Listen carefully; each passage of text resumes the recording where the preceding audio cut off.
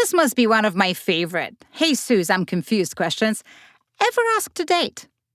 Because it's one that every beginner must be asking themselves. When should I downsize my board? We have so many opinions on the subject.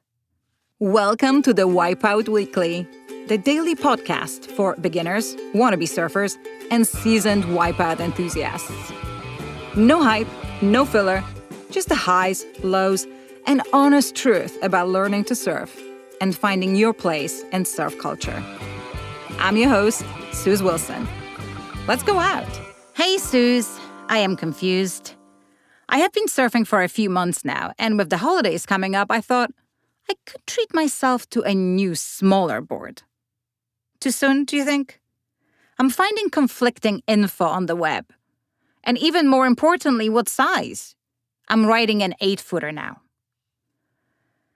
Dear reader, I'm afraid I may not make matters better, but I will definitely attempt not to make them worse.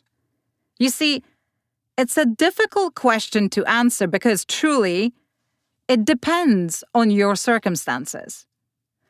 Let's make it simpler on ourselves, shall we? Why do you want to downsize? You've probably seen the quiz-like lists on the internet that, if you answer yes to, you're ready for a smaller board. They go something like, are you catching plenty of waves on your current board in a variety of conditions? Can you paddle out, turn, adjust your line, and generate basic speeds? Do you consistently catch green waves and blah, blah, blah, blah, yes, all valid.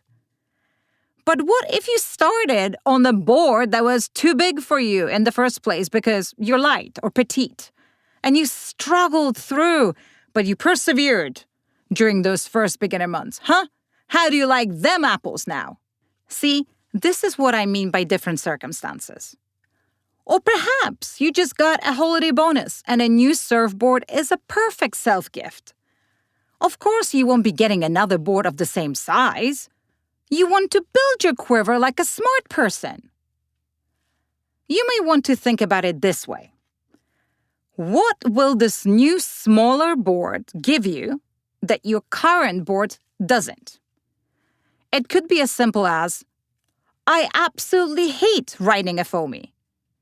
Then perhaps a small step down or even a side step to a 710 epoxy will make you happier. Or maybe you look at other people in the lineup who ride as well as you, but their rides look smoother, more majestic-like.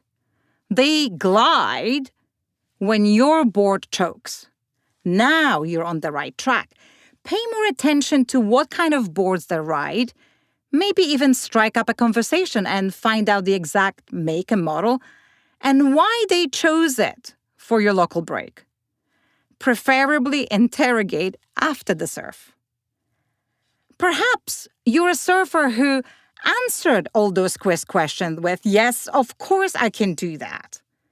And you're also a strategic thinker, flush with cash. Why shouldn't I have a smaller board if all the signs point to the fact that I am deserving of one? Go and get one. Downsizing is not evil, per se. But it's an adjustment. It requires time, sometimes a lot of time, getting used to a new board. We did a whole episode on one of the listeners hating their new board. Check it out. Basically, what I'm saying is this. Have a good reason to downsize. It doesn't have to make sense to other people. It just has to make sense to you. Because at the end of the day, you will be riding it. And of course, if you're keeping your old board anyway, do whatever you please. As to what size to choose, that's an entirely different crab boil. And that's all for today. Check out the Wipeout Weekly for our free newsletter, more stories and ways to connect with us. Thanks for listening. See you tomorrow for more of the Wipeout Weekly.